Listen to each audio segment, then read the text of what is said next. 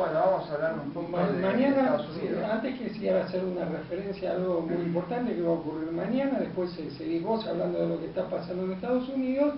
Mañana hay un referéndum en Italia muy importante, porque el primer ministro italiano, Matteo Renzi, plantea un referéndum constitucional en el cual vacía de atribuciones al Senado, y el gran objetivo no es tanto la cuestión constitucional, sino seguir manteniendo la afiliación de Italia a la zona euro.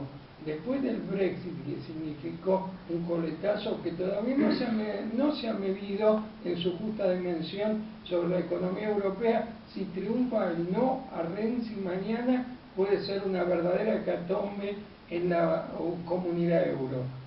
Seguiremos hablando con el resultado a partir de la próxima semana, cuando nos reencontremos en Silogismo Contrafáctico.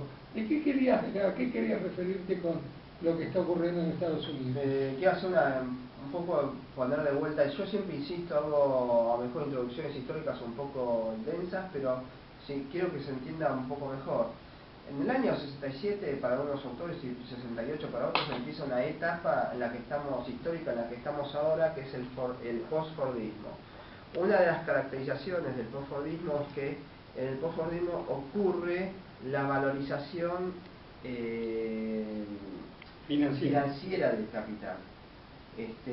La producción, sí, si bien existe producción, pero el capital se valoriza financieramente. Esta corriente se empieza a firmar en el año 80, hubo un congreso, creo que en Venecia fue, donde ya hubo un consenso que el fordismo ya estaba muerto y estaban viviendo una nueva etapa histórica. Sigue la evolución histórica y en el 89, el mismo año que queda Alfonsín, el mismo año de la hiperinflación, el mismo año que gana Menem, el mismo año que se cae el muro de Berlín, en ese mismo año, en el año 89, aparece el consenso de Washington, que fue un grupo de CEOs de varias empresas transnacionales importantes, acuerdan cómo tiene que manejarse el mundo en términos económicos, de política económica, desde ahí en adelante.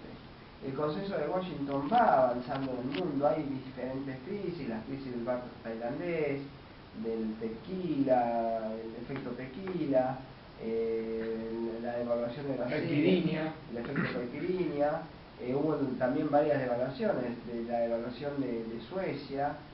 Hay varias devaluaciones en esa época, hay varias burbujas, estalla la burbuja de las .com.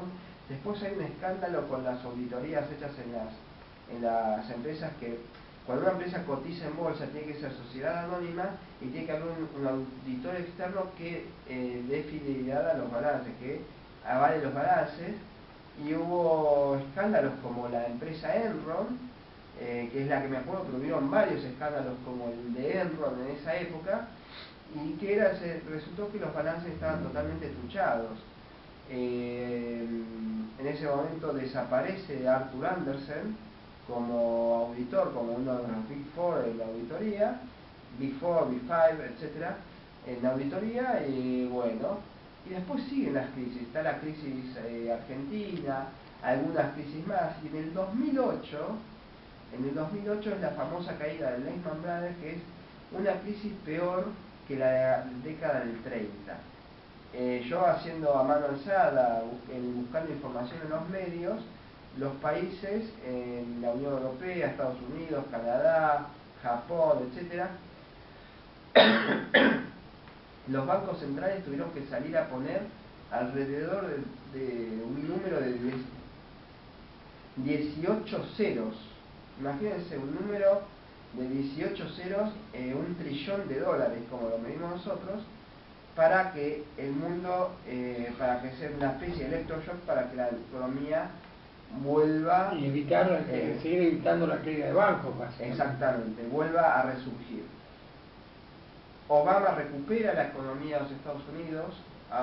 La última medición le dio un desempleo del 4% alrededor, con una distribución del ingreso mucho más inequitativa que la que había cuando empezó la crisis, pero por lo menos la gente tiene laburo. Tener laburo es mejor que no tener laburo. Permitime antes que vayas terminando la política, tu análisis, te quiero hacer una discrepancia. Sí. Un investigador argentino muy importante, al cual seguramente vos conocés, es Mario Rapoport, en un libro Sí. que escribe con Noemí Brenta, dice que... Fue invitada del programa Silogismo Contrafacto. ¿Noemí o Rapoport? Noemí. Dicen en ese libro que la crisis de los años 70 fue una crisis de transición entre la época del predominio del capital productivo y la época del predominio del capital financiero, y que años después, particularmente con la crisis del derrumbe del muro de Berlín y demás, se va a dar el predominio del capital financiero. Exactamente, sí, también podemos... Ya que la conocés, la podemos invitar para seguir hablando de economía mundial. Más adelante la invitamos. Sí, la tengo para el verano, pues es más fácil engancharlo un sábado a la tarde. Después, ocurre algo que no se está hablando en los medios, y es que en Estados Unidos desarrolla la técnica del shale gas y del shale oil, tiene un desarrollo tecnológico que le permite sacar petróleo que está a 2000 metros o más bajo tierra, encapsulado en rocas de arena. Y esta tecnología de shale gas y shale oil encontraron un pozo petrolero tan grande o más grande que Vaca Muerta en el noroeste entre Chicago y New York, y ahora encontraron otro que es 2 Vacas Muertas en Texas, ¿no? ¿Qué pasa? Hoy en día, cuando producimos cualquier cosa, la maquinaria que usamos es cada vez más intensiva en energía. Por ejemplo, ya en la década del 80 había un frigorífico en Rosario que consumía más electricidad que toda la red domiciliaria de Rosario, una ciudad de las más pobladas de Argentina. Y de las más industriales, supo ser. Y de las más industriales. ¿Qué pasa? Esta tecnología hace que Estados Unidos tenga una ventaja competitiva con respecto a la economía de la Unión Europea, que no tiene petróleo. Y entonces la Unión Europea, ¿a quién le compra el petróleo? La estrategia que tenía Obama era: hacemos un tratado de libre comercio y yo te vendo el petróleo que vos necesitas. Pero hacemos un tratado de libre comercio, yo amplío mi mercado y tenemos un mercado entre los dos más grande que el de China, y le rompemos al medio a China. ¿Qué pasa? Trump dice: no, yo no necesito ahora asociarme con China, con la Unión Europea, para romperle la cabeza a China. Yo tengo petróleo, los chinos no. Entonces ahora cierra la economía Trump.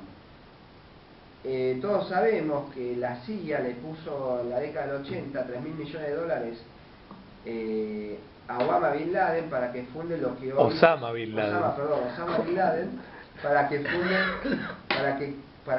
y conduzca lo que hoy llamamos Al-Qaeda. Al-Qaeda. Hillary Clinton, derrotada candidata, dijo en el 2012, cuando era 2011-2012, cuando todavía era secretaria de Estado: Al-Qaeda la fundamos nosotros. Exactamente, no hay duda de eso, es un dato de la realidad. ISIS es un desprendimiento de Al-Qaeda. ¿Y qué pasa? ISIS, al estar en el Medio Oriente, que le puede vender energía barata a la Unión Europea, pero impide el paso de la energía barata a la Unión Europea, encarece el costo de la energía, porque ir a un país que está en guerra, sacar energía es complicado. Se beneficia a Estados Unidos, se beneficia a la Federación Rusa, que dice: bueno, si los europeos tienen energía, yo les vendo todo lo que quieran, pues me sobra gas. El principal proveedor de energía de la Unión Europea es Rusia. Bueno, pero todavía tiene mucho más mercado para ganar. Puede vender más del doble de gas y de petróleo con esta crisis. Entonces tenemos un escenario de tercera guerra mundial. ¿Por qué?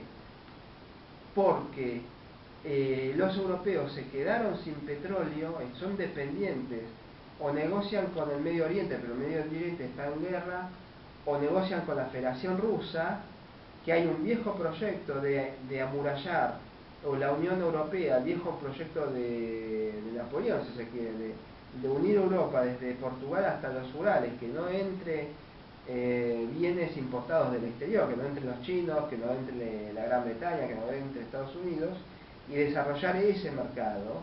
Y la alianza sería un nuevo eje, París, Berlín, Moscú, que no es absurdo pensar que existe una remota probabilidad de ocurrencia de ese escenario, no es absurdo pensarlo, pero ¿qué hace Trump en este escenario?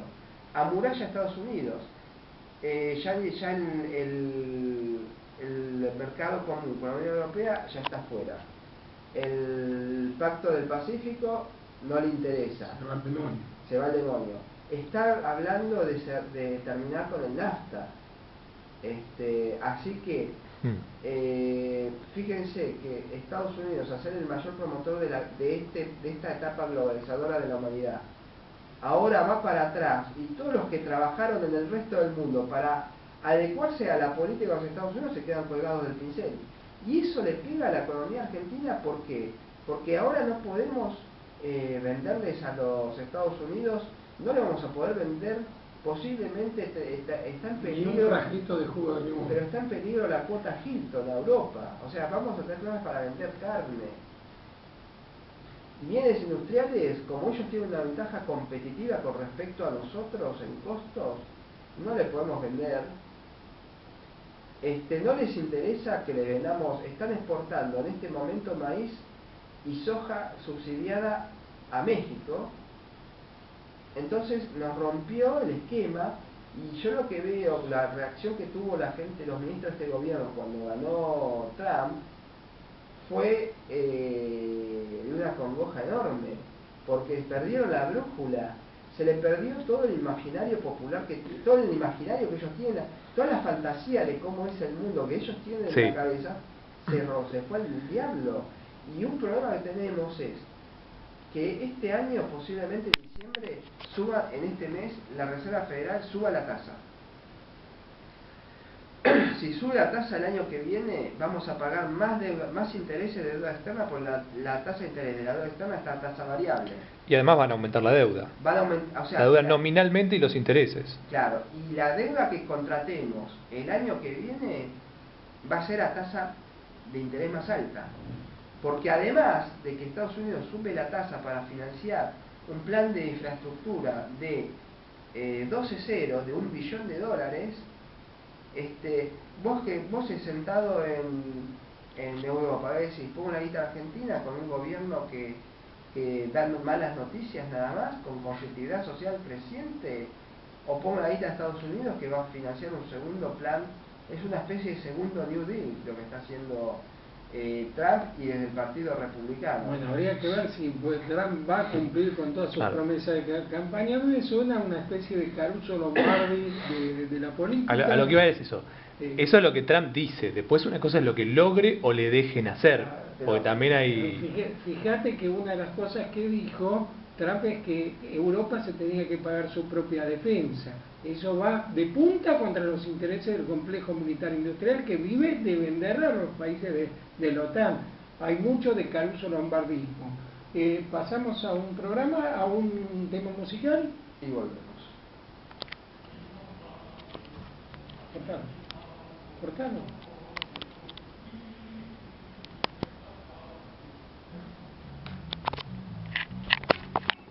Después van a quedar 5 minutos, dame directamente para que hables del tema, hacia las 6 quedamos libres para